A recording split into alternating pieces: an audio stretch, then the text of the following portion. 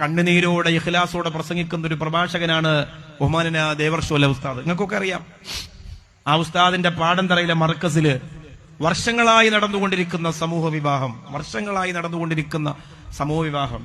ഞാനിത് പറയുമ്പോൾ നിങ്ങൾക്ക് ചിന്തിക്കേണ്ട, ഉസ്താദെ അത് മറ്റൊരു സംഘടനയല്ലേ, നിങ്ങളുടെ സംഘടനയല്ലേ? അങ്ങനൊന്നുമില്ല. സുന്നത്ത് ജമാഅത്തിന്റെ പ്രിയപ്പെട്ട ഗുരുനാഥൻ അവിടെ നടന്നതെന്താണ്? കാരുണ്യത്തിന്റെ വലിയ പേമാരിയാണ് അവിടെ പെയ്തിറങ്ങിയത്. 800-ലധികം വരുന്ന ആരോരുമില്ലാത്ത എന്ന് പറഞ്ഞാൽ കല്യാണം കഴിപ്പിച്ച് വിടാനുള്ള സാമ്പത്തിക സ്രോതസ്സുകൾ ഒന്നുമില്ലാത്ത പാവപ്പെട്ട കുടുംബത്തിലെ സഹോദരിമാർക്കൊരു വിവാഹ മംഗള സമ്പാദ്യം ഉണ്ടാക്കി കൊടുക്കുക എന്ന് പറയുന്നത് ചെറിയ കാര്യമല്ല. വർഷങ്ങളായി നടക്കുന്നുണ്ട്. എനിക്ക് വേണ്ടപ്പെട്ട പലരും അത്തരം വിഷയത്തിൽ സഹായിച്ചിട്ടുണ്ട്, സാമ്പത്തികമായി സഹായിച്ചിട്ടുണ്ട്, പെൺകുട്ടികളെ ഏറ്റെടുത്തിട്ടുണ്ട്. അങ്ങനെയൊക്കെ പലരും വർഷങ്ങൾക്ക് മുമ്പൊക്കെ, അത് തുടങ്ങിയ സമയത്തൊക്കെ ഇപ്പോഴും സഹായിക്കുന്നുണ്ട് പലരും. അത്തരം സംവിധാനത്തെ നമ്മൾ കൂടെ നിന്ന് കൊടുക്കണം.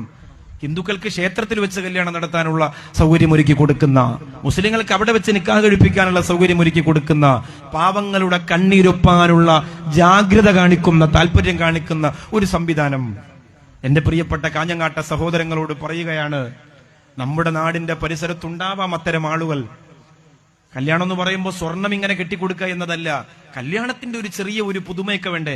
ഒരു വസ്ത്രം, ചെറിയ നല്ല കുറച്ച് കുഞ്ഞാഭരണങ്ങള്, നല്ല ഭക്ഷണം, കല്യാണത്തിന് അവരാഗ്രഹിക്കുന്ന തരത്തിലുള്ള ഒരു കുഞ്ഞ് ആഘോഷം ഒക്കെ കല്യാണം എന്ന് പറയുമ്പോൾ ഉണ്ടാകുന്ന ചെറിയ അല്ലെ? നമ്മൾ ഒരു മോളെ കെട്ടിക്കാണെങ്കിൽ പാടന്തറ മർക്കസിന്റെ 840 അല്ല 8000 മക്കളെ കെട്ടിക്കാനുള്ള പൈസ ഒരു മോളെ ഓരോ ദിവസത്തെ മഞ്ഞ, ചുവപ്പ്, കറുപ്പ് കല്യാണം എന്നൊക്കെ പറഞ്ഞ് നാം പൊടിച്ച് കളയലുണ്ട് പ്രിയപ്പെട്ടവരെ.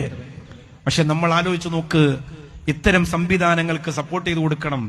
നമ്മളെ കൊണ്ട് പറ്റുന്ന പോലെ നമ്മുടെ നാട്ടിൽ, നമ്മുടെ മഹലിൽ, നമ്മുടെ സ്ഥാപനത്തിന്റെ മുറ്റത്തൊക്കെ നടത്തണം. ഞാൻ